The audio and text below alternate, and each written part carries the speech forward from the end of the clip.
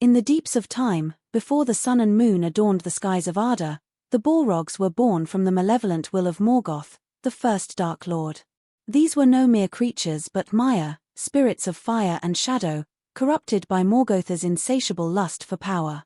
Clad in flame and wielding whips of searing light, they were his most fearsome lieutenants, second only to Sauron in might and terror. In the First Age, they ravaged Beleriand, their presence a harbinger of ruin. Yet, with Morgoth's defeat and banishment into the void, the Balrogs vanished from the tales of men and elves, their fates uncertain, their fires dimmed. By the time of the Third Age, when Frodo Baggins bore the One Ring toward Mordor, the Balrogs were little more than legends, whispers of a bygone era. Scholars like Gandalf knew of their existence, but few believed such horrors still lingered in Middle-earth. The question lingers: where were the Balrogs during the War of the Ring? Were they truly extinguished, or did they lurk in the shadows, biding their time? This tale seeks to unravel their hidden paths, weaving a story of fire, secrecy, and the enduring struggle between light and darkness.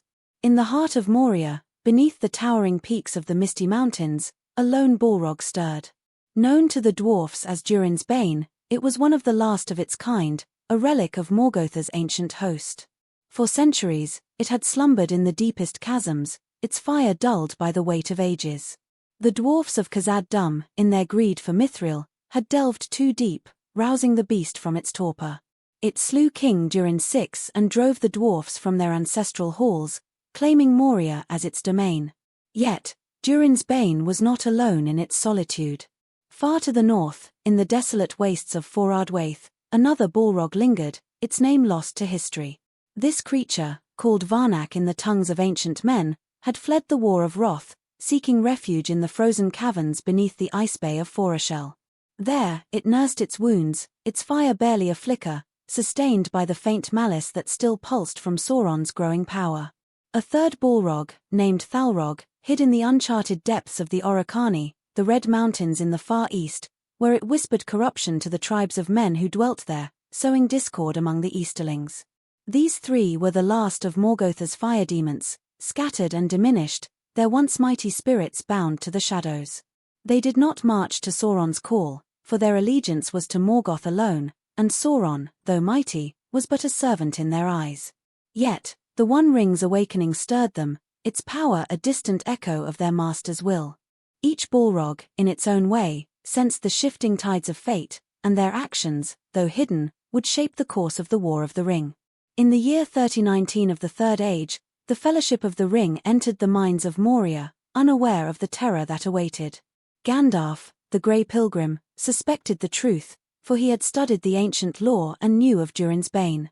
As the Fellowship traversed the darkened halls, the Balrog sensed their presence, drawn not by Frodo's burden but by the light of Gandalf's spirit, a fellow Maiar whose radiance was an affront to its darkness. The confrontation on the bridge of Khazad-dûm was a clash of titans. Durin's Bane, its flames roaring to life, met Gandalf in a battle that shook the foundations of Moria. The Balrog's whip cracked like thunder, its sword of flame clashed against Glamdring, and the very air burned with their fury. Gandalf, wielding the secret fire, stood as a beacon of defiance, but the cost was great.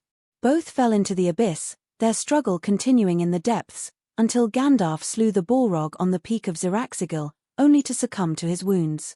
The death of Durin's Bane was a blow to the hidden powers of darkness, but it was not the end of the Balrog's influence. Far from Moria, Varnak and Thalrog felt the loss, a tremor in the unseen threads that bound them to their kin. They did not mourn, for Balrogs knew no sorrow, but they grew wary, sensing that the world was turning against them. Sauron, too, felt the ripple, though he knew not its cause, for the Balrogs had never bent to his will. In the frozen north, Varnak stirred in its icy prison. The Balrog of Foradwaith was a creature of paradox, its fire encased in frost, its power muted by the relentless cold. For centuries, it had lain dormant, its spirit drifting in a half-sleep, sustained by the faint malice that seeped from Mordor. The Loseth, the snowmen of Foreshell, told tales of a burning shadow beneath the ice, a demon that haunted their dreams, but none dared seek its lair. As the War of the Ring began, Varnak awoke, roused by the One Ring's growing power. It could not claim the ring, for its form was too vast, its spirit too bound to Morgotha's will, but it sought to aid Sauron indirectly, hoping to hasten the return of a world ruled by darkness. Varnaka's influence crept into the minds of the Loseth, twisting their leaders with visions of power. The snowmen, once peaceful, began to raid the lands of the Dunedain, harrying the ranges of the north and weakening Aragorn's defenses. Aragorn, unaware of the Balrogs' presence, sensed a deeper evil at work. He dispatched his trusted companion, Halbarad, to investigate the unrest in Foreshell. Halbarad's journey was perilous, for the ice was treacherous, and Varnaka's malice hung heavy in the air. In a cavern beneath the ice bay, Halbarad confronted the Balrog, its form a towering inferno amidst the frost. The ranger, armed with courage and a blade blessed by Elrond, could not hope to slay the creature, but his defiance weakened its hold over the Loseth. Varnak retreated deeper into the ice, its plans thwarted, though its fire still burned. In the distant Orocani, Thalrog, the Balrog of the Red Mountains, wove a different web of influence. The Easterlings, fierce and proud, revered the Balrog as a god of fire, offering sacrifices to its hidden shrine. Thalrog, cunning and patient, did not reveal itself fully, appearing only in dreams and visions, its voice a whisper of flame. It stoked the Easterlings' hatred for the West, urging them to join Sauron's armies in greater numbers. Camul, the Nazgul and Sauron's lieutenant in the east, sensed Thalrog's presence but dared not challenge it, for the Balrog's power rivaled his own. Instead, Camul used the Balrog's influence to rally the Easterlings, sending wave after wave of warriors to bolster Sauron's forces at the Black Gate and Pelennor fields. Thalrog cared little for Sauron's victory, seeking only chaos and the spread of its own dominion, but its actions strengthened Mordor's hand. In Rivendell, Elrond perceived the shadow in the east, though he knew not its source. He sent his sons, Elladan and Elrohir, to scout the Orocani, hoping to uncover the truth. The twins, skilled in stealth and lore, infiltrated the Easterling camps, discovering the cult of the fire god. In a daring raid, they destroyed Thalrog's shrine, scattering its worshippers and weakening the Balrog's hold. Thalrog, enraged, emerged from its lair, its flames scorching the mountainside, but the twins escaped, their mission complete. The Balrog retreated, its influence diminished, though its malice lingered. Why did the Balrogs not join Sauron openly? The answer lies in their nature. As Maiar, they were proud and independent, bound only to Morgoth, whom they served out of loyalty and fear. Sauron, though a Maiar like themselves, was their inferior in Morgotha's hierarchy, a mere administrator of his master's will. To the Balrogs, bending to Sauron's command was unthinkable, a betrayal of their essence. Yet, they could not ignore the One Ring, for it carried a fragment of Morgotha's power, woven into its making by Sauron's hand. The Balrogs' actions, though hidden, were not without consequence.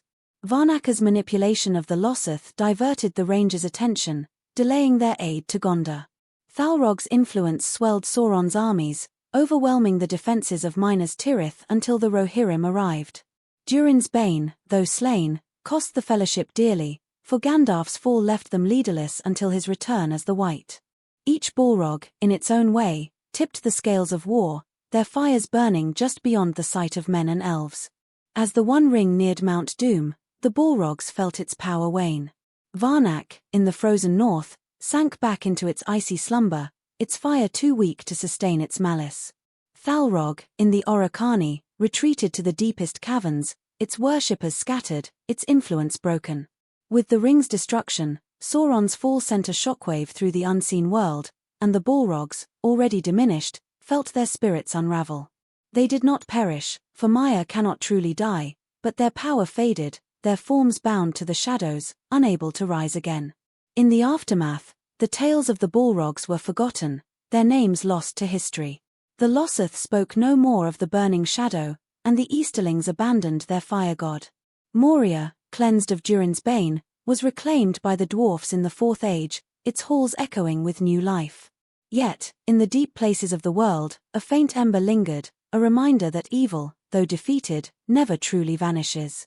The Balrogs, though absent from the songs of the Third Age, were not idle.